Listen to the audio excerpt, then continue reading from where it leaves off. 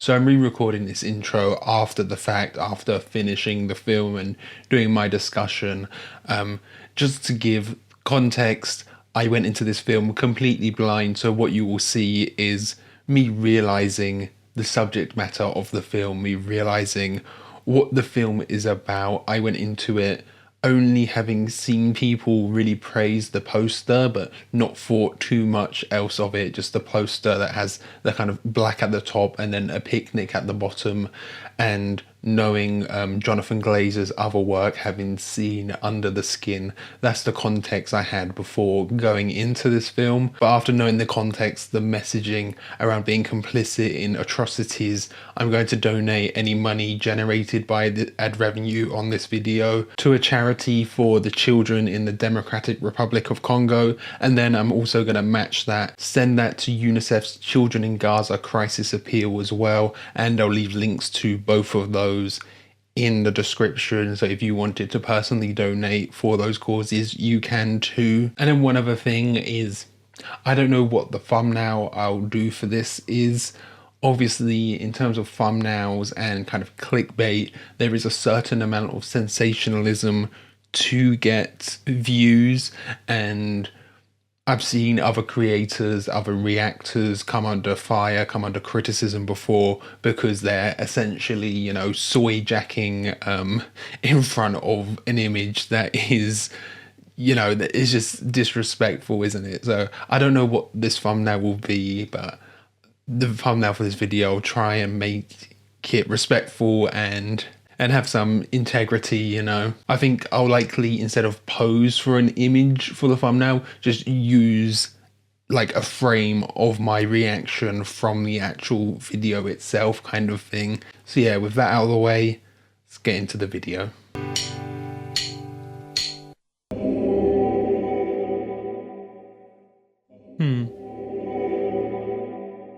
Chanting. No, the kind of chanting there, it feels very otherworldly.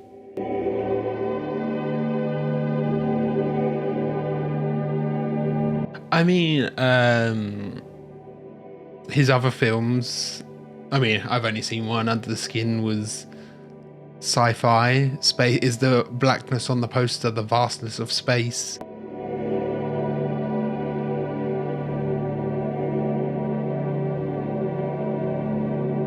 Really drawn out title card there, fading out into blackness. I imagine this will be quite experimental, just as Under the Skin was.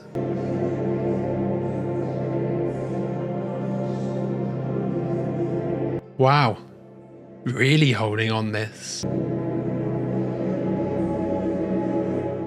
Just focusing on the noises at the moment, really. There's like little critters or something scurrying about. Like birds chirping, maybe. There we go. Lovely countryside. Okay, playing in the lake or the river there.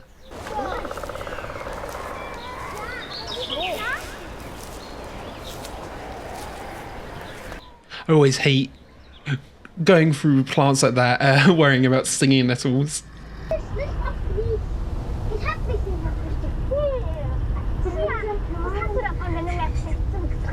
Of course, I feel like kids in a car, like in a journey like that after a, but were they on holiday or something? It's always high tension in cars like that. Arguing with your brothers, infuriating sometimes. Being stuck in a car like that.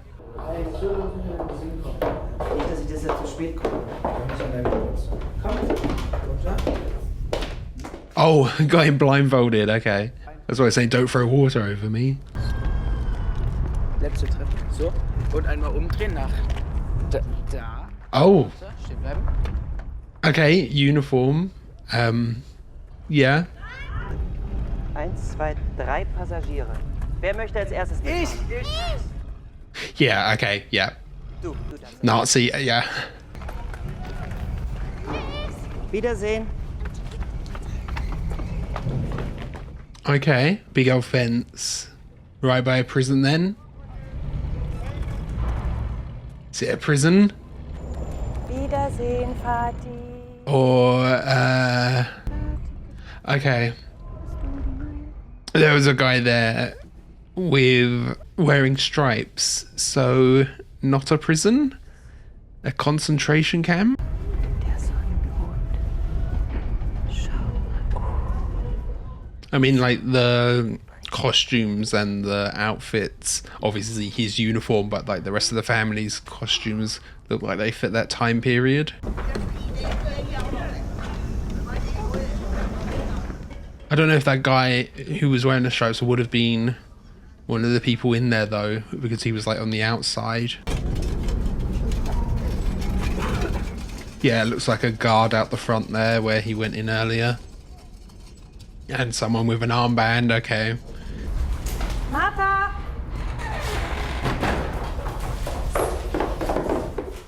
Yeah, that is Sandra Hüller, isn't it? Ich hab was. I watched Anatomy of a Fall like 2 reactions ago. I wasn't 100% sure, but yeah, that is. She's having a big year this year then, isn't she? Was aus? Jeder nur eins. Sucht euch bitte was aus. Für euch. So kind of what stage of the war is this all happening? How far in are we?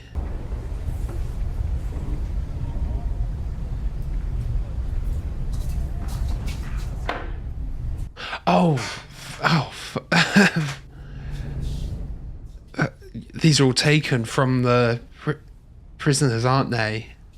Fucking hell, yeah. It's got random things in his pockets because it was someone else's.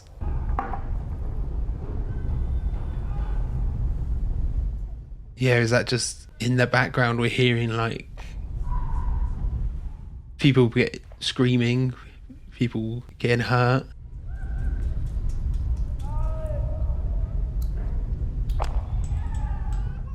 Like getting whipped or something, and she's just getting on with her life, having to ignore it.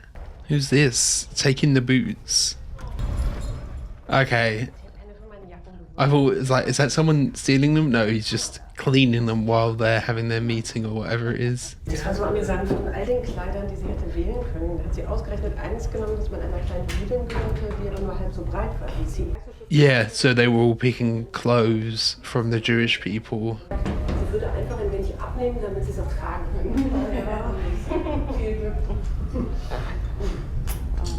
Looks like she's got to be really precise, scared to mess things up. Und ratet mal, wo ich das hier installieren kann. Eine Zahnpasta. Found a diamond in the toothpaste. So that, yeah, hiding their precious values in things. I'm surprised they actually take the clothes and take their belongings and don't... I mean, she did get them washed, don't see them as like tarnished or anything. I guess they do if they're getting them cleaned and everything. Findet sich die nächste Kammer mit der nächsten Ladung, die darauf wartet. 7 Stunden, 4 bis 500. Talking directly about the chambers and burning the remains.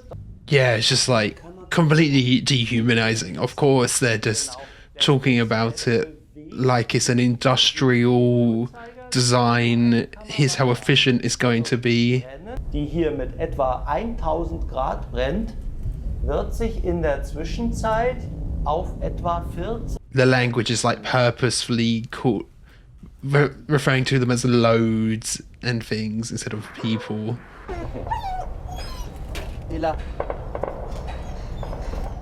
Okay, so he's quite high up. Herr Kommandant. The commandant, okay. That's why he's given this house. Das ist ein Gewehr.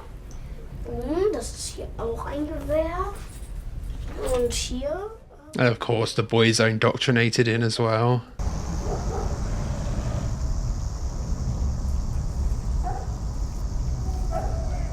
Okay. Usually when you view a character through a grate like that, it means they feel entrapped or imprisoned. Hopefully, maybe he has some sort of conscience. I mean, if he's the commandant though, you know. You can't get to that position while having a conscience over everything that's happening here. I guess that could be a view outwards, you know, imagining you were on the inside, seeing him through that grate, hoping to escape. Yeah, just the pillar of smoke. Yeah, it is just like we're seeing the family's daily routine. It's humanizing them in a way. Because when you forget they're human, you forget that's what people are capable of. Humans are capable of the evil we are.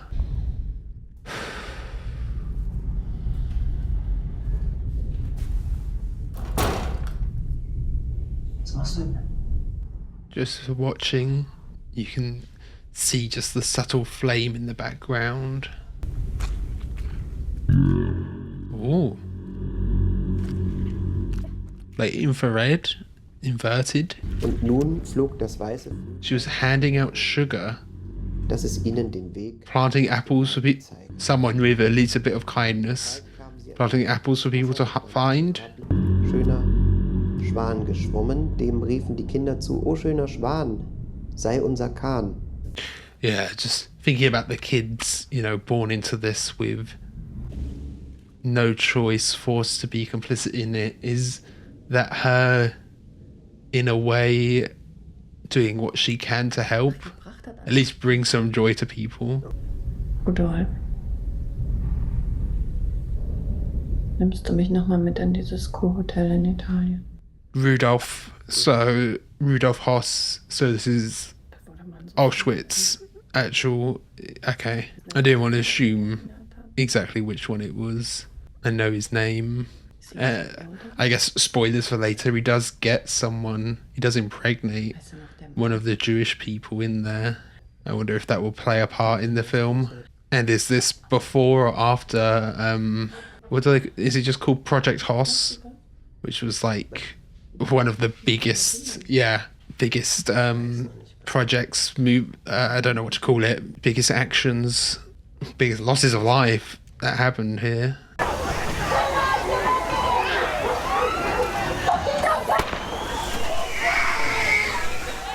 Just screaming kids.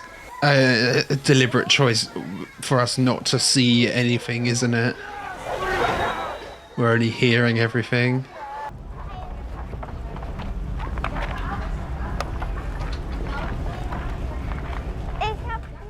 And it's like from screaming kids to this almost idyllic life of the kids here, imagining they're just going off to school.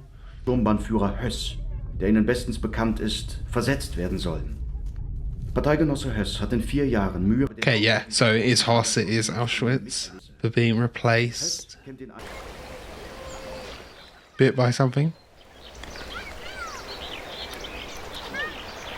Remains are being poured into the river. Yeah, of course. Doesn't want his kids playing in it then. How much does he shield the kids of kind of the truth of what's happening here? They must know to some extent though. I mean, but it's all... they'll be fed the propaganda, won't they? They'll be told that it's a prison and the people in there are evil, that there's screams from evil people. Ooh. Some sort of health, I guess, from inhaling smoke and fumes that are coming from Auschwitz. Sie zieht mit ihrem Mann, einem Ingenieur, der viel älter ist als sie hier, arbeiten beide in einer... Yeah, it's just living their life, isn't it? Gossiping and telling stories. Die sind jetzt hier, hat gemeint. Ja. Du bist auf dem Weg Yeah. She's saying about Siemens there, the company, because Siemens, they're like ovens, kind of kitchen stuff. Did they originate? I mean, there's plenty of companies that actually originated from Nazi Germany, aren't there? Fanta was one of them, I think. A lot of car companies. Im Interesse der gesamten Gemeinschaft möchte ich darauf hinweisen, dass die Fliederbüsche auch Such a kind of inconsequential thing. Talking about caring more about the aesthetics of lilac bushes than anything else. Das hier ist die Mauer vom Lager. Ja, das ist die Lagermauer. Also da haben wir auch noch Wein gepflanzt, damit das zuwächst, damit man das nicht mehr so sieht. Try and cover up the wall in the camp here. I'm surprised they are so close, like right on the border, sharing a wall with the camp. I would have thought maybe the lower staff are closer and the higher ups are a bit further away. But I guess maybe it is important to be close. Und hier ist der Kohlrabi. Die Kinder essen wahnsinnig viel Kohlrabi. Yeah, it's just constant in the background. That sounded like a train coming in. So, arrival of more people to the site. Bienen hier, schau. Die versorgen uns mit frischem Honig. Das ist ein Paradiesgarten. Yeah, Paradise Garden's so close to all the death and destruction. You've got like paradise and hell on the other side. People fenced off from this paradise.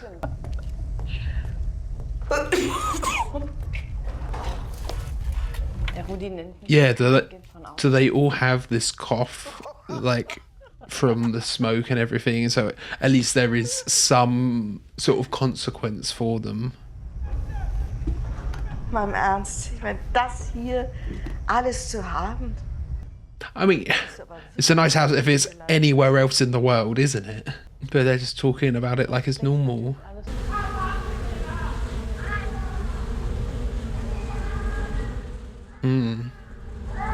Flower. I mean, lots of focus on flowers. I was thinking of symbolism, what the flowers could mean there.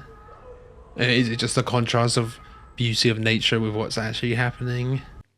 And then a fade to red.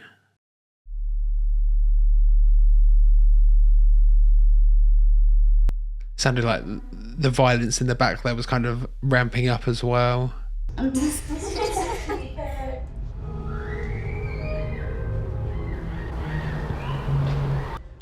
It's hard to tell, you know, you're hearing like little screams like that. That could be the kids playing, or it could be someone the other side of the wall. It can kind of blend into one. Oh, yeah, the smoke of the train coming in just over the roof line. There's just always something in frame or something in the audio. Wir werden versetzt. Wie bitte was? Wir werden versetzt. Of course, they've just gone on about how much they love this house. Aber nicht seit gestern, ne? Warum sagst du mir das genau jetzt? Yeah, I couldn't have told her at a better moment. Right when she was ruining her enjoyment. Bormann an! Mit Bormann habe ich bereits gesprochen. Soll ich jetzt etwa zu Hitler gehen? Naja! Yeah, once the decision's been made, I don't think you've got much power. Strukturelle Veränderung. Was soll das heißen? Sie waren nicht spezifisch, aber ich bin nicht der Einzige, der versetzt wird. Structural changes. Hopefully that means structural changes because they're panicking and it's the end of the war, coming up to the end. Na, dann geh zu Hitler. Das ist doch lächerlich. Wieso ist denn das lächerlich? Du bist How well does he know him? Sounds like he does. I mean, if he's so high up here. Wird mir gar nicht in den Sinn gekommen. Schau mal, man muss sich doch hier rausgraben. So, not uprooting the kid's life, just send him off. It's so difficult because, like, I'm having to make observations about the film and I'm talking about them like they're regular people, which they are in a way, but you know what I mean. It's the plot is so focused on them. Wirst du nicht bei dir sein, so wie du auch immer bei mir sein wirst. They're just going around their domestic life. It's like a slice of life, isn't it?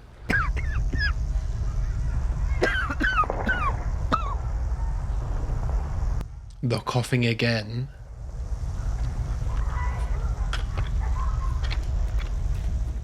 Smoke's even worse than the air now. Yeah, look at that. They're ramping things up.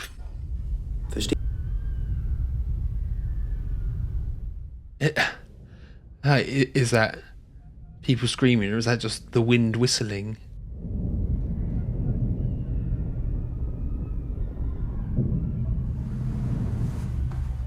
Just lit up with red like that in the middle of the night.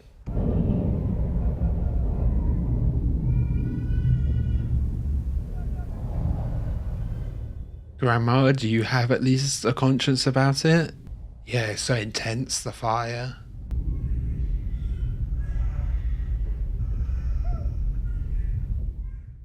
She's got a bit of a wheeze as well. There is. Heil Hitler etc.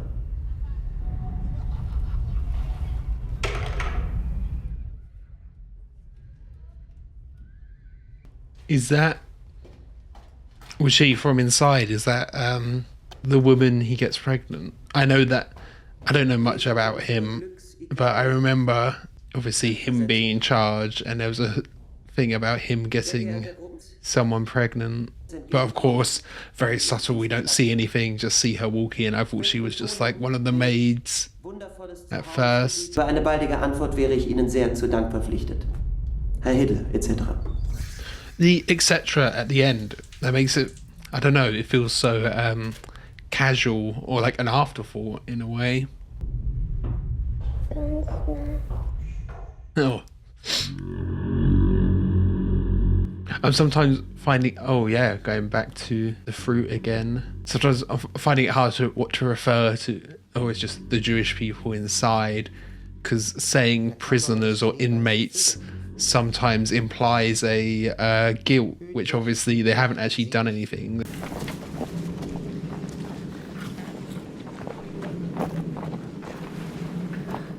I do worry the consequence of this if she does get caught, and she could unintentionally be making it worse for the Jewish people if say they get found with the fruit and they'll be questioned about how they got it, and I mean, in a way their fate is sealed anyway.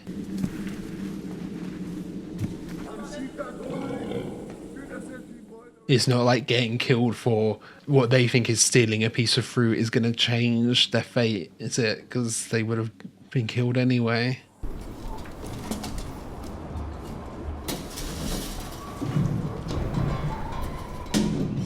Yeah, just the smell. Glad there is at least some discomfort for them. There's something, you know. Hopefully some long-lasting health effects because of the smoke inhalation. Something long and slow and painful.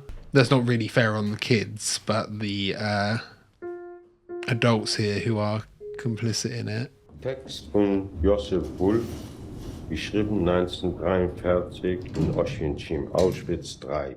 Oh, text from within.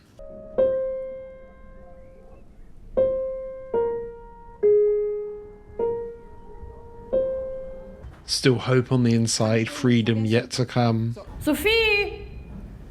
Sag ihr doch mal, dass das Essen langsam kalt wird. Hier. Was? Oh, someone's run away? Mutti? Oh, it's the mum.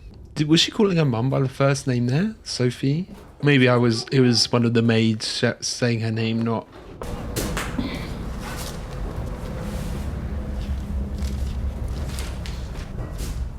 Okay, not revealing to us what was in the note. She did seem to have potentially a bit of a conscience over it when she was looking out the window at the flames. Was it just too much for her? Zu stehen lassen, mich zu provozieren. It's difficult when someone asks you a question like that and you're like subservient to them. How do you answer? Not to make them mad, or... Yeah, you don't know what to say, do you? Whether to feed into what they're saying or give them the truth.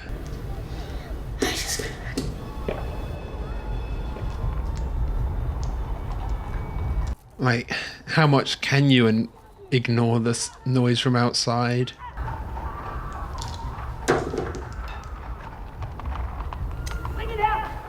Is someone escaping or something, or trying to?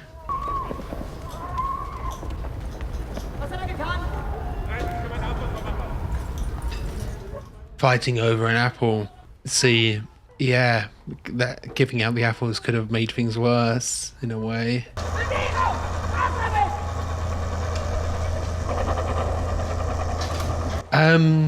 Is that ashes to fertilize the soil that her like paradise has been built on?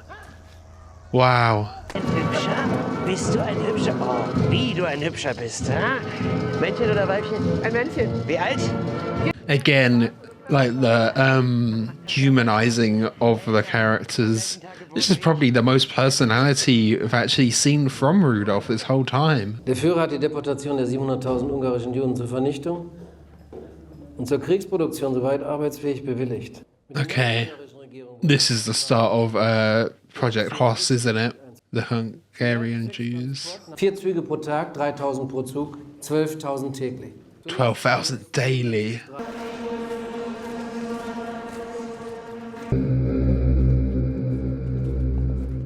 Yeah, the soundtrack, they have been interrupting it with this, like, I don't know what it is. It's what he was talking about. Was it the sound what you were talking about earlier?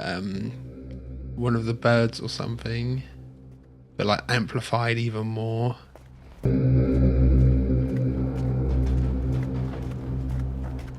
It's just this, yeah, deep, guttural kind of noise. Wie geht es Hedwig? Gut. Obergruppenführer Paul hat mir erzählt, dass sie dem Chef jede Woche Blumen aus ihrem Garten schickt. Ja. Yeah, just, you know, a little bit in there, casual chit chat about your wife as well. When do they, I thought, because isn't the whole operation here, this like new operation, is it not named after him? Maybe I am getting that wrong. I wonder, when does that, is that kind of after the fact it gets named that, or will they actually, will it be revealed to him that they've named it after him?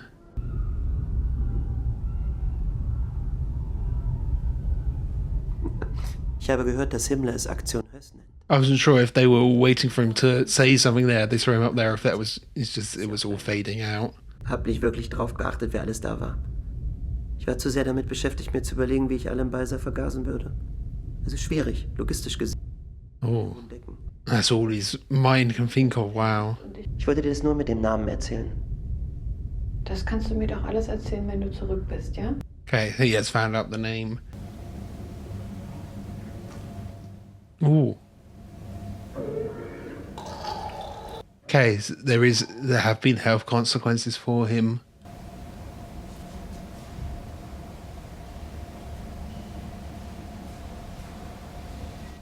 Surrounded by darkness. It was almost like a fourth wall break there a bit. He looked kind of at the camera.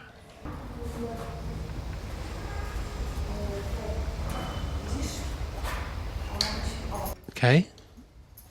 Modern day.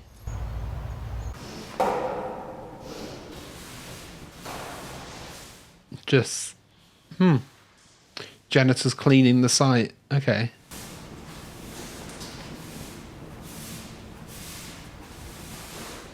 Well, I guess it's the everyday life of the people that were there and the everyday life of the people that work there now.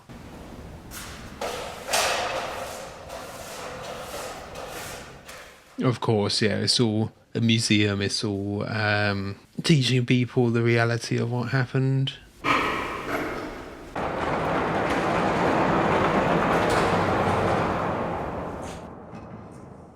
I've never been, but I know it's so affecting in person. All of the suitcases, is that all of the shoes?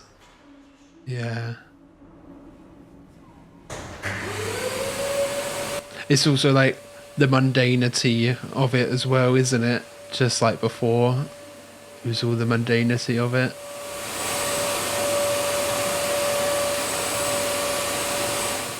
Oh yeah, just so much. The scale of it.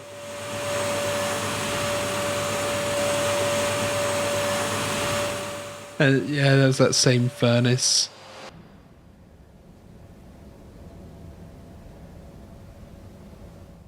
Okay, back. Is that him like looking, imagining a future? There's like this obvious darkness in that corridor, him looking into the darkness. It's all getting darker, isn't it? Engulfed in it. Ooh.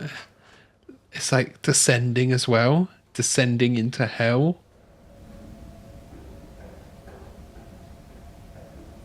What he deserves.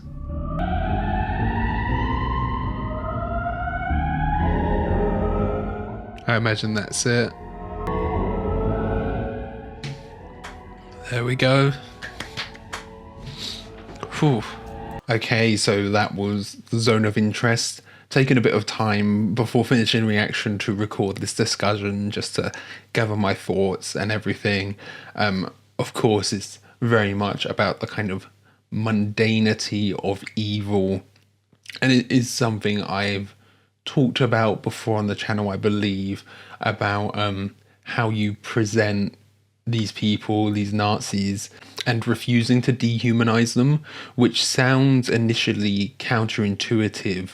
You know, they've committed these atrocious acts that are pure evil, and you think, well, of course, dehumanizing them is a good thing, right? But actually, by not dehumanizing, by showing them the humanity, it reminds us of the atrocities that humans can commit. Because when you do dehumanize people, you're creating a separation, and they are still in fact human, and it's something we have to confront directly and look in the eye and realize this is something that we are capable of, acknowledging how propaganda can lead to this, how people can be fed lies and propagandized, and culturally how a society can reach a point where they would commit these acts, you know. We are seeing here essentially just a mundane life, the same struggles that people watching would also be going through, you know, having a family member relocate because of their job. I feel like that's something people can just relate to. It's refusing to dehumanize them, refusing to hide away and look away from what we have done. Recently, I've been watching a lot of films that are similar in a way. They are about the kind of mundanity, the banality of evil. Killers of the Flower Moon, another example. Even Oppenheimer to an extent. I don't want this to be like plugging things because of the subject matter, but on Patreon I did Grave of the Fireflies.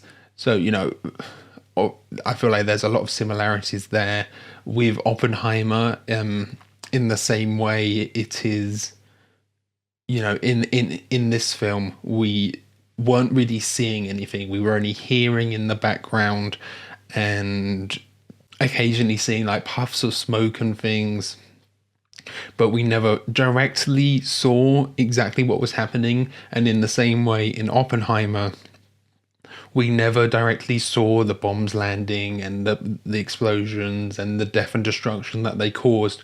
We only heard about it secondhand. And I think both films here, although they are different, both of the films have like followed the perspective of one person, so or like one group. So we never directly see the acts, but there's still the emotional weight of exactly what happened, and through not seeing anything, your imagination is allowed to run wild. And just as in kind of horror films, your imagination will always create an image far worse than anything that can be shown on screen. And then kind of also in comparison to Killer of the Flower Moon, one of the more difficult things with creating these types of videos, especially when it's films of this subject matter and the kind of evil is so mundane, it's I'm trying to commentate on what's happening. You know, I can't just sit and watch the movie in silence, of course not, because then there's no video, is there?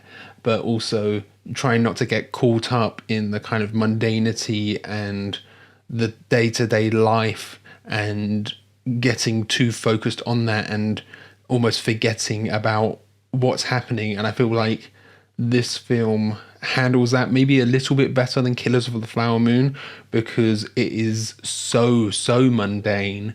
Everything that's happening, you can't escape into the kind of plot of the everyday life. You can't escape into that to forget what's actually happening. Whereas in Killers of the Flower Moon, you can almost get wrapped up in Ernest's story, and you kind of get wrapped up in the twists and the turns.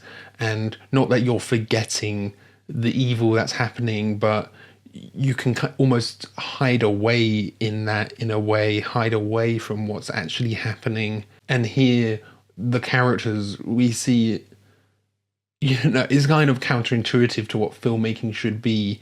We see so little personality from them. The most personality we ever see from Rudolph is when he was talking with that woman, and there was that dog, and he was like petting the dog. That was the most personality we ever see from him. So it just means you can't hide away in other aspects of the film. The film directly confronts you exactly with what's happening, still in a little bit of an indirect way as well, because you never fully see it. But I hope that makes sense. But yeah, I do feel like with Killers of the Flower Moon, again, you can get caught up in the minutiae of everything happening and the smaller details, and there is like a certain kind of Scorsese slickness and coolness to some of the stuff that's happening to the filmmaking, whereas this is much more slow and methodical, and we've got shots where it's just a black screen for a minute or a red screen for a minute, or just, single shots that are, it's not a moving camera, there's nothing happening. The music as well is restrained.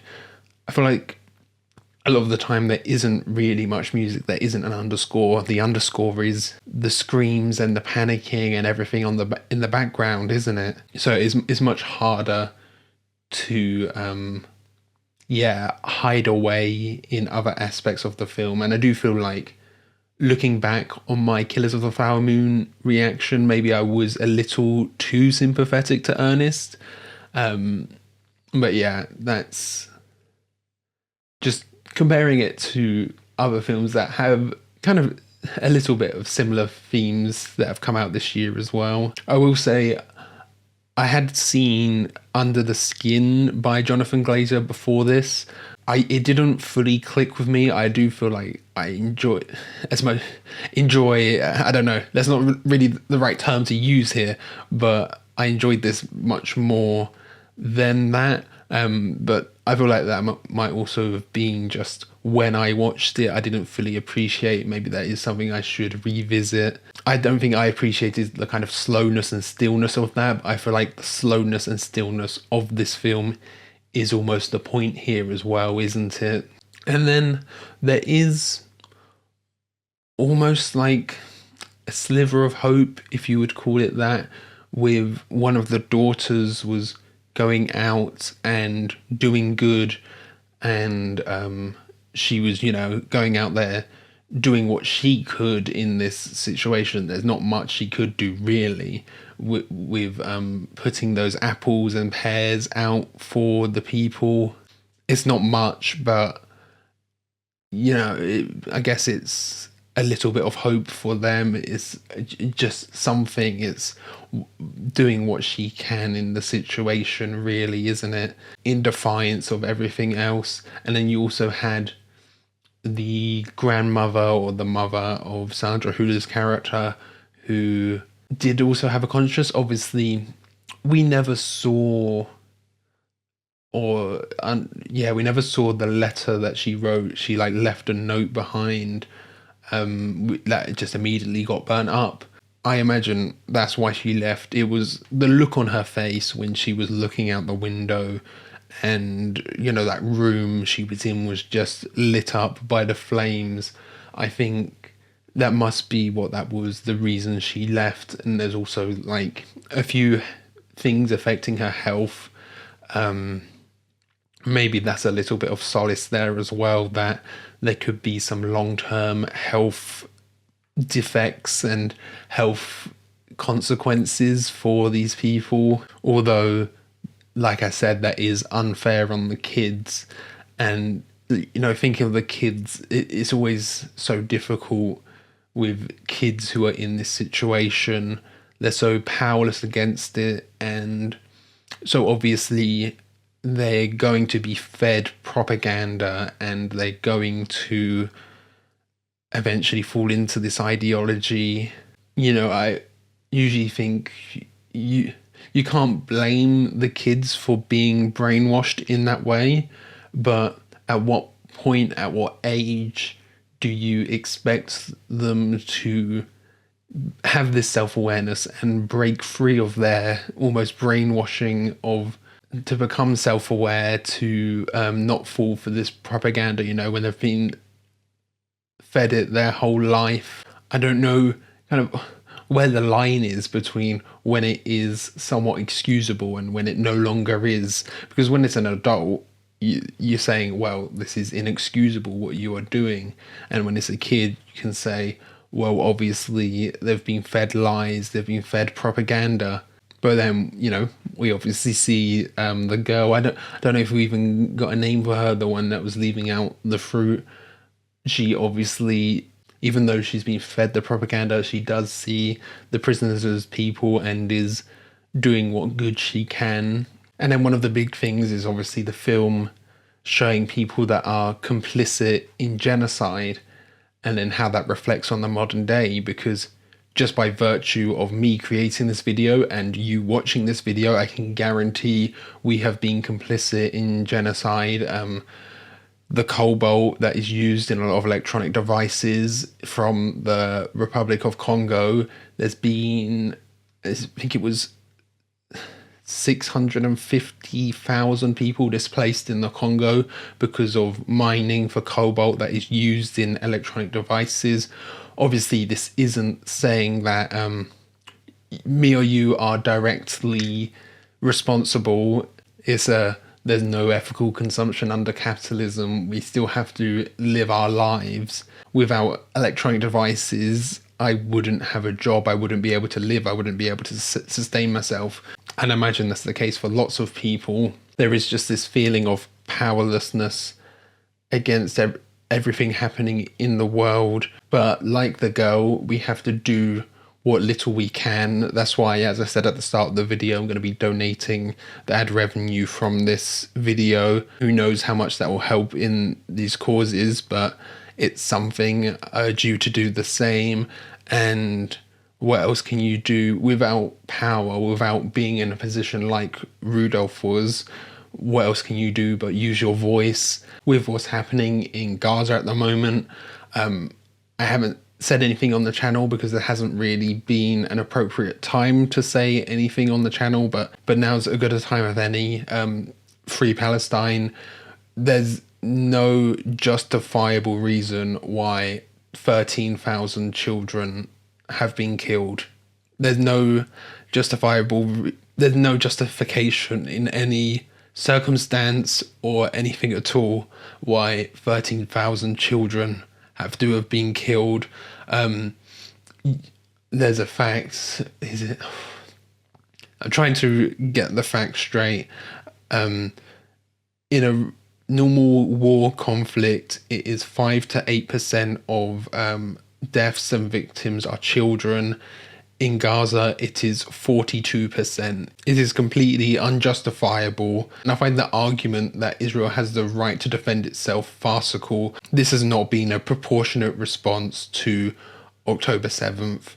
And the insistence that this is all because of entirely October 7th and October 7th was the origin point is a complete lie. The entirety of Israel's existence has been partially, again, a way I am not complicit, but I am related to it, is because Britain was heavily involved in the creation of Israel as a state, and is obviously related to this as well, because the creation was in response to the Holocaust. And I know there's people who claim it's anti-Semitic to not support Israel's actions, and to that, just fuck you. It's the weaponization of anti-Semitism, of using the phrase anti-Semitism to justify the actions of Israel has been disgusting. The mass slaughter of innocent civilians is disgusting, unjustifiable. It's a tarnish on humanity. It's the same now, and it was the same in Auschwitz. But there is this feeling of powerlessness with everything. What the United Kingdom is doing that we're not doing anything, and this is not what I voted for. It's not a representation of the people. I don't know the exact number, but it's a much higher amount of people that support a ceasefire than don't. And in my mind, it's unquestionable to vote for a ceasefire, no matter what side for any conflict ever, no matter what side you're on. A ceasefire, a stop to the fire, a stop to death will always be good. Always, to vote against that, and for the US to veto the call for a ceasefire, and then the spineless cowards, Lindsay Hoyle and Keir Starmer, to force Parliament to... there was the whole thing with the SNP a few days ago. Sorry, I'm getting riled up, but it's disgusting. And I know that there was this... It was only brought up to create a news story, the whole thing about conscription, but that just isn't going to work nowadays.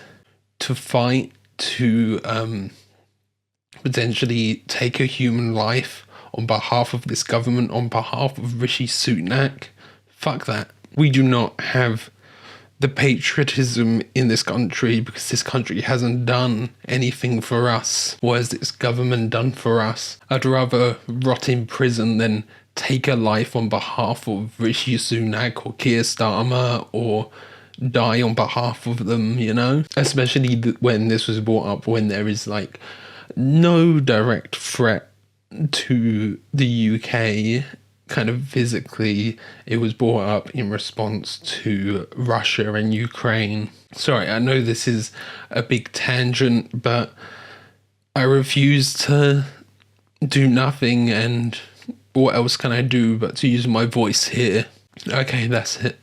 If you watch this and disagreed, I don't care. I've got your ad revenue. It's going to those causes anyway.